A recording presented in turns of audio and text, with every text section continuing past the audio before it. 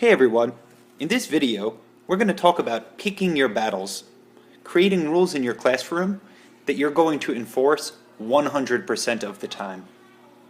But here's a little joke before we get started. A little girl came home from school and said to her mother, "Mommy, today in school I was punished for something that I didn't do." The mother exclaimed, "But that's terrible. I'm going to have a talk with your teacher about this.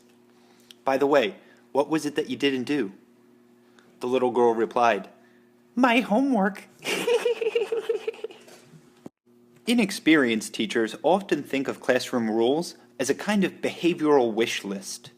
More experienced teachers know that each classroom rule comes with a high price tag attached. If you're to be consistent, you must respond every time you see a rule infraction. Consistency, therefore, requires that you adhere to the following rule of rules. Never make a rule that you are not willing to enforce every time. Enforcement will always be an intrusion that requires you to stop what you are doing. Before you make a rule, imagine yourself enforcing it every time. And then ask yourself, is it worth the price? Anyone that's ever driven a car realizes that rules and laws are only as good as the enforcement behind them. When you set the limits in your classroom, you're establishing behavioral boundaries for the students. And developmental psychology says that children establish their reality by testing these boundaries. If these rules and their boundaries never change, students quickly accept the limit as being part of his or her new reality. On the other hand, if the rules and boundaries keep changing, the students will keep testing. It's important not to forget that many of your students will come from homes in which no does not mean no. If you keep your boundaries firm and these students do not win, they will extinguish very slowly because they expect to win eventually. If you are at all inconsistent, like their parents, these children will never extinguish the behavior that you're trying to squash. Most of the time, challenges to your rules will be small, mild, and probably even indirect. And it will be seductively easy to turn a blind eye to the problem and just keep teaching. But when you turn a blind eye to chit-chat, you allow talking to neighbors to self-reinforce.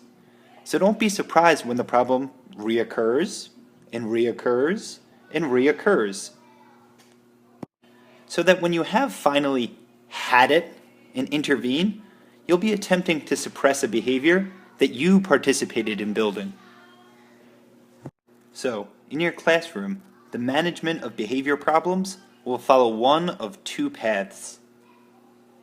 If you are consistent, there is a far greater likelihood that your rules will be followed, and you can use smaller and smaller consequences to govern misbehavior.